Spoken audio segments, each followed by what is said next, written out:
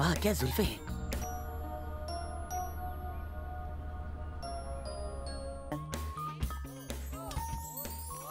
काम चोरों, गाड़ी अब तक साफ नहीं की। हाँ बस हो ही गई। Final touch. अब हट जाओ मनूसों। आजा मेरे मुन्ना।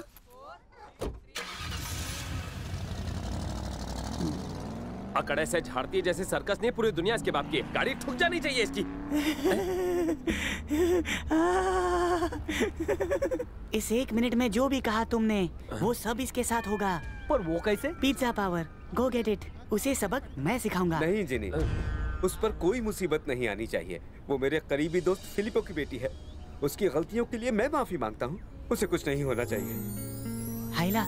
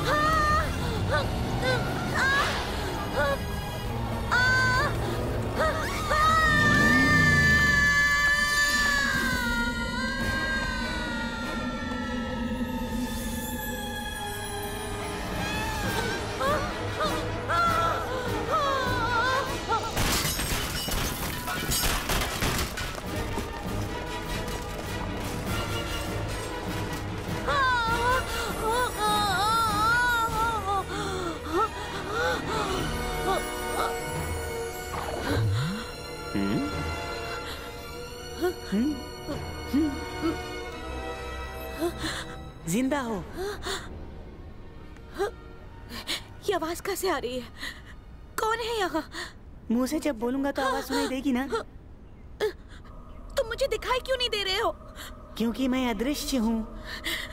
लेकिन क्यों? हाइला, क्योंकि मेरा नाम मास्टर इंडिया है। क्या तुम कहाँ हो? मुझे डर लग रहा है। अरे डरती क्यों हो? डर के आगे जीत है।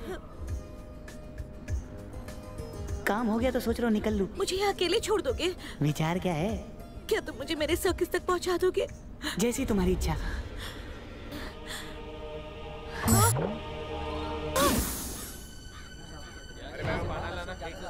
बहादुर, राम अंकल, जानते हो क्या, हमारी नैन्सी मैडम खाई में गिर गई। क्या कह रहे हो? ये कब हुआ? आज सुबह ही। मैं भी वहीं जा रहा हूँ। अच्छा है, अच्छा है। बेचारे फायर ब्रिगेड वाले और पुलिस वाले अभी भी तुम्हारी बॉडी उस खाई में ढूंढ रहे होंगे। उन्हें क्या पता कि तुम जिंदा हो। अरे जाओ ना अंदर, क्या देखती हो? हम फिर कब मिलेंगे? वैसे तुमने तो मुझे देखा नहीं है, लेकिन कोई भी मुसीबत हो तो तुम मुझे याद कर सकती हो। जब मैं मुसीबत में हूँ। अरे मुसीबत नहीं समझती, मुसीबत मतलब प्रॉब्लम। अरे हिंदी नहीं पढ़ी हो क्या? चलो अंदर जाओ। अरे जाओ भी।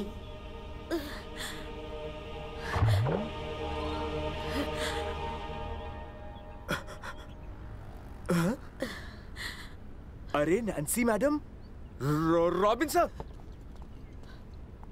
बेटा तुम सही सलामत हो। अब हमारी जान में जान आई।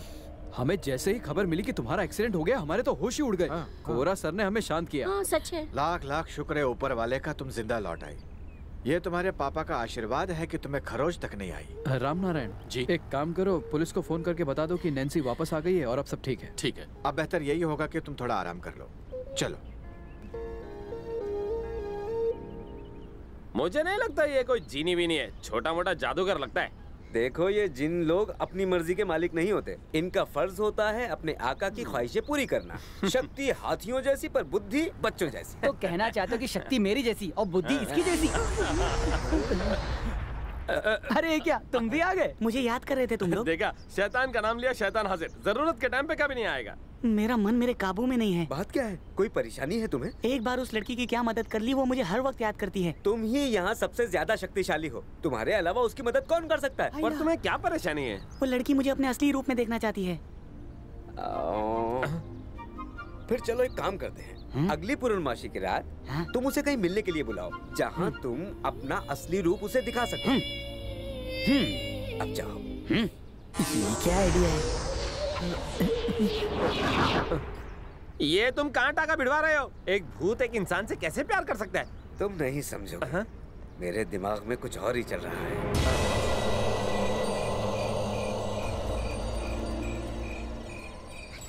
हाँ आइला, आ गई आ गई।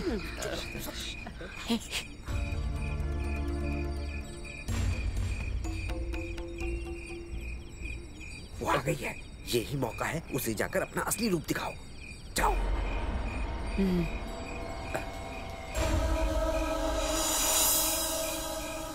हेलो। मेरे सामने आओगे? देखना चाहती हूँ तुम्हें। इतने प्यार से बोलोगी तो इनकार कैसे करूँ?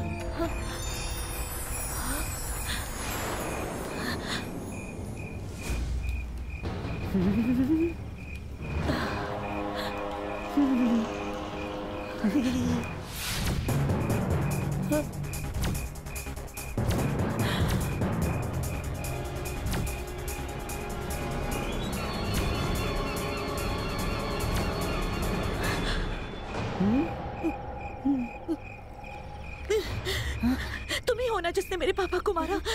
बताओ क्यों? ना बिगाड़ा था पापा ने तुम्हारा? रुक जाओ, ये लड़का जिमी नहीं है। बच्चों के जिद करने पर इस जिन ने अपना रूप जिमी जैसा बना लिया।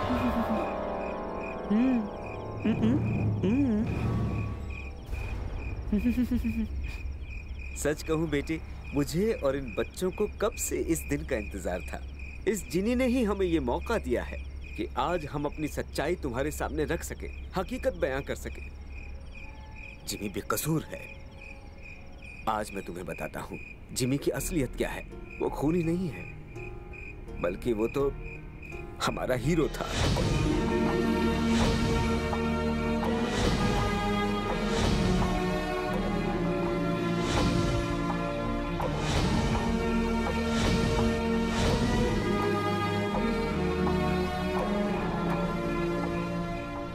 हालात और सबूत जिमी के खिलाफ थे, तभी उस निर्दोष को उम्र कैद हो गई। महीनों से इस बात का ही इंतजार था कि तुम यहाँ कब आओगी, ताकि हम अपनी बेगुनाही तुम्हारे सामने साबित कर सकें। तो फिर पापा को किसने मारा?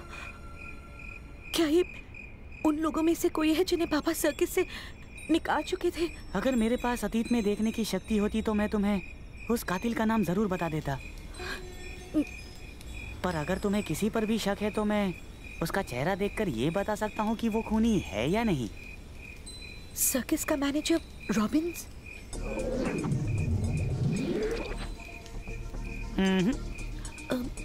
पीआरओ रामनाथन? नहीं।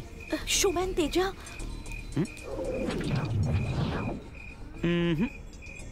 इनमें से कोई नहीं, तो फिर कौन है वो?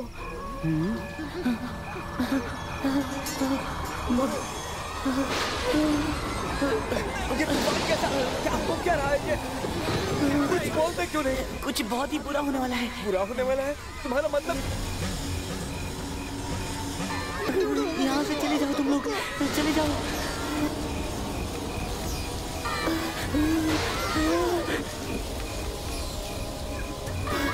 जाओ जाओ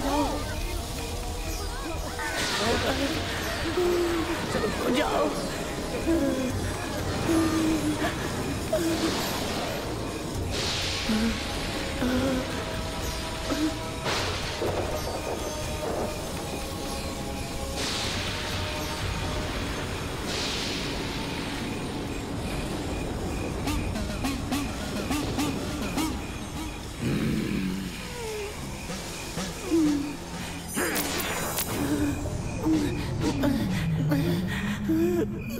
मैंने जादू से तुम्हें अपने वश में कर लिया है, अब कहीं नहीं जा पाओगे। आओ। नहीं। आ जाओ। बोतल में आओ।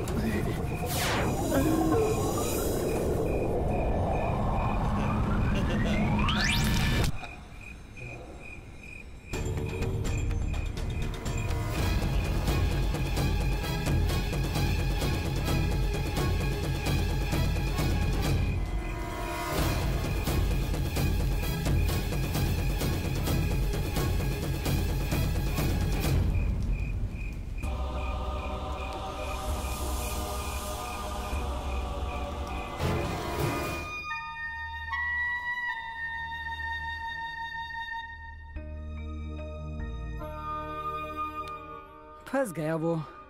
क्या उसकी अपन लोग कोई मदद नहीं कर सकते? हम कैसे करेंगे? पुलिस से जाकर क्या ये कहेंगे कि तांत्रिक ने जिन्नी को बंदी बना लिया है? वो हमारा विश्वास तक नहीं करेंगे। अगर हमने ये बात किसी को बताई ना तो वो हमारा मजाक उड़ाएंगे। कोई भी हमारा यकीन नहीं करेगा, बल्कि पागल खाने में डाल देंगे। वो तांत्रिक भूत अंकल को मार डालेगा क्या? नहीं बेटा। मेरा दिल कहता है सब कुछ ठीक हो जाएगा। माधव गुरु, कादर, राजा भाई, डेविस और श्याम सुंदर। मुझे अफसोस है कि अब इस सर्कस को तुम्हारी कोई जरूरत नहीं है। अपना हिसाब किताब करो और निकलो यहाँ से। ये क्या सर, आपने इतना बड़ा फैसला कैसे कर लिया? तुम कौन होते हुए पूछने वाले? असल में इनके साथ तुम्हें भी होना चाहिए था। कोरा साहब, इसका भी हिसाब किताब कर दो। सर, आपने अगर मुझे निकाल दिया तो मैं तो खुशी खुशी यहाँ से चला जाऊंगा, पर इन बुजुर्ग लोगों का क्या होगा? ये बेचारे जाएंगे कहाँ? देखो, तुम बहस मत करो, ये मैडम का फैसला है।